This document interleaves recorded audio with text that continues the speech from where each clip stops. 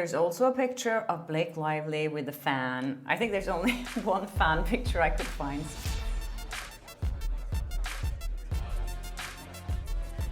Hi and welcome to Blossom Talk. I'm Sashti Flo, and here on my channel I talk about my good and bad experiences in Hollywood and working as an entertainment reporter.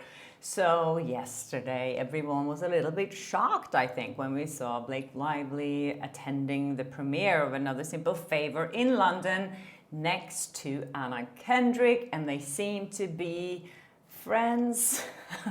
Not so much, not if you ask me and you look at their body language.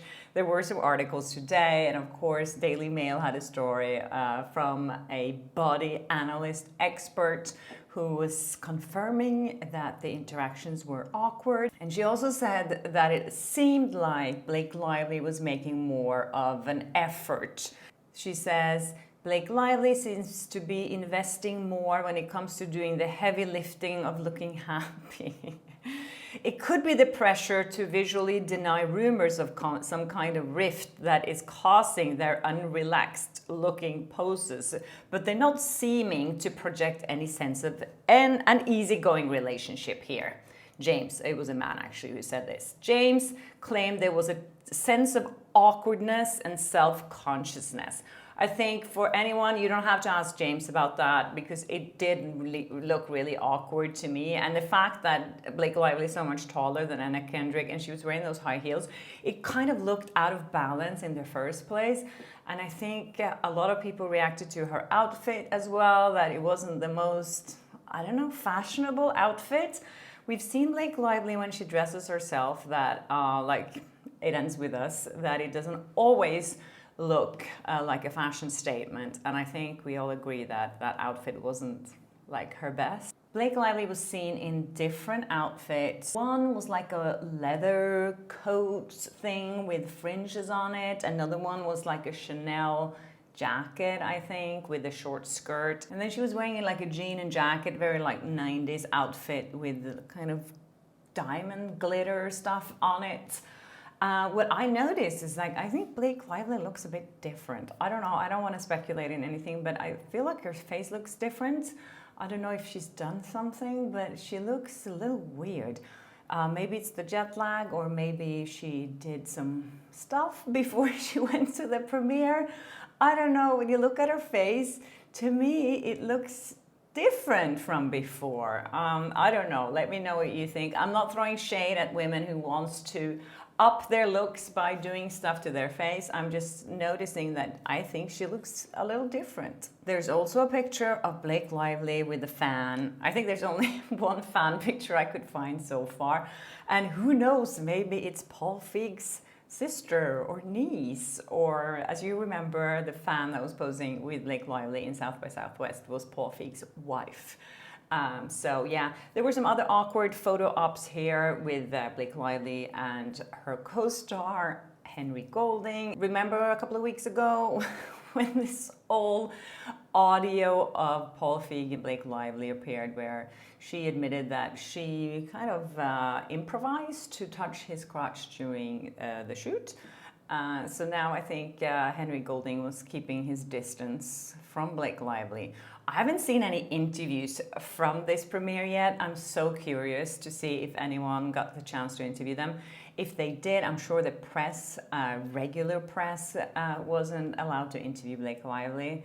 But the crazy thing about this stunt is that it just looks so bad for Blake Lively to pretend she's very happy and easygoing, and because it's the opposite that she's claiming in her lawsuit, that she was so, you know, down and depressed, and how this was traumatized her and her family. And especially when you look at how Baldoni is acting, he's been hiding out in Hawaii with his family. Yeah, I find it interesting how they're acting so differently. But anyways, it could be contractual for Blake Lively to promote the movie. I'm sure she has that in her contract, but I'm sure that the rest of the cast would agree that it was better if she didn't show up to any of the promotion of the movie, because she's not bringing any positive lights to it. So who knows who decided that it was a good idea to bring Blake Lively. In the meantime, Ryan Reynolds has been active on social media. He made a birthday video for his friend and co-owner of Wrexham football team, Rob McElhenney and said happy birthday and said he was sorry that he cut him out of the Deadpool movie. I think he was supposed to have like a cameo or something. And then as a birthday gift, he basically added him into every Ryan Reynolds movie. So you can see him in the background.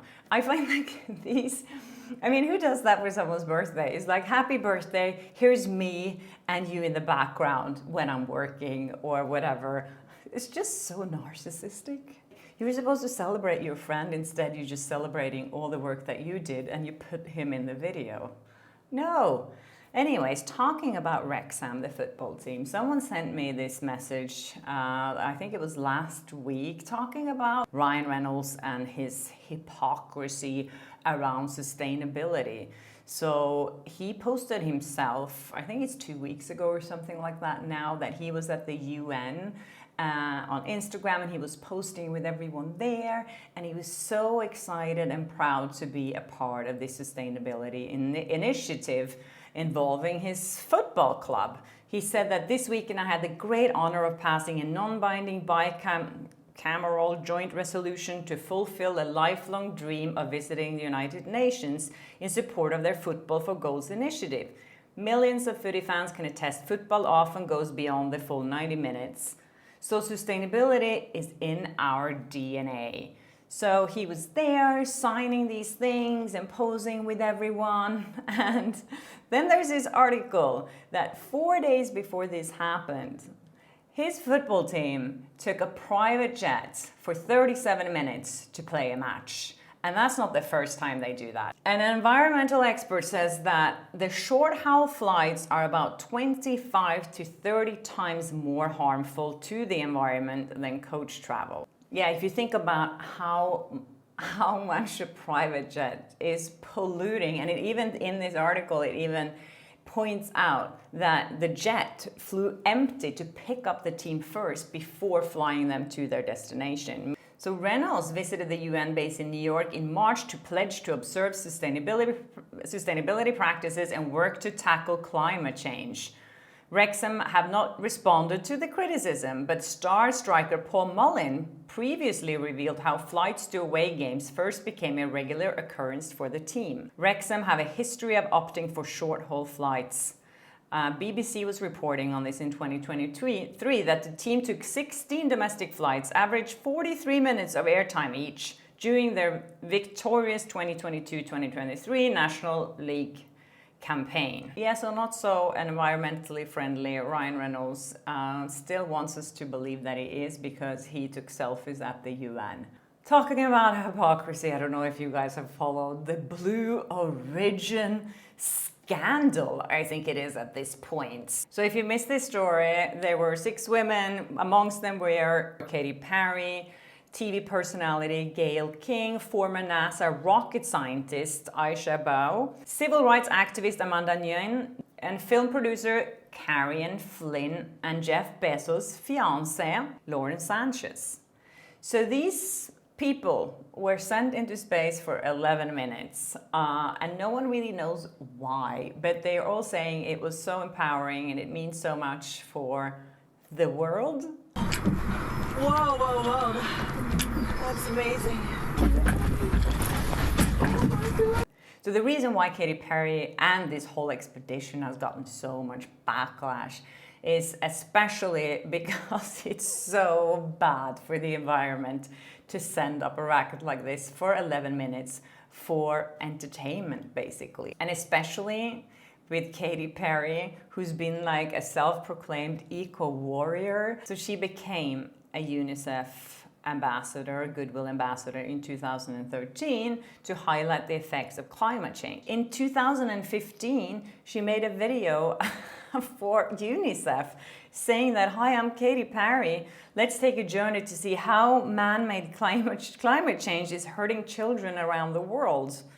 Perry said carbon emissions were causing devastating tropical weather in the Philippines, destructive flooding in Bangladesh, and deadly malaria in Africa. So it says here, while the rocket does not release carbon, water vapor injected into the atmosphere located 6 to 31 miles above the surface persists for years.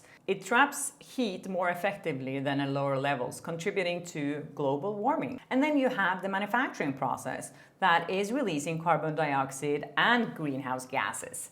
So there's nothing about this that saves the earth. Something that Katy Perry was talking about in interviews, and she also talked about that this made her more connected to love than ever. Just listen to this. I think this experience has shown me you never know how much love is inside of you, like how much love you have to give, and how loved you are until the day you launch. So she says you never know how much love is inside you, how much love you can give until the day you launch. So that means that for all the rest of us who cannot launch into space, we will never know how much love we can give.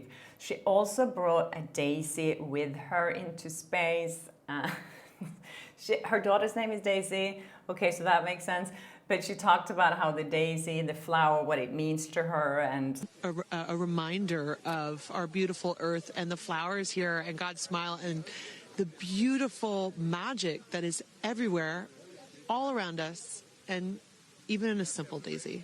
Yes, and when she got back from the 11 minutes trip, she came out and she kissed the ground. And she apparently also sang for everyone there. Here's an interesting take on it. Someone said that 5 millionaire girl bosses dressed up as cosplay astronauts got in an Uber to visit space. So they were up there for about 10 minutes, just enough time to float around, hold hands, and solve feminism. So some celebrities have actually come out and criticized them.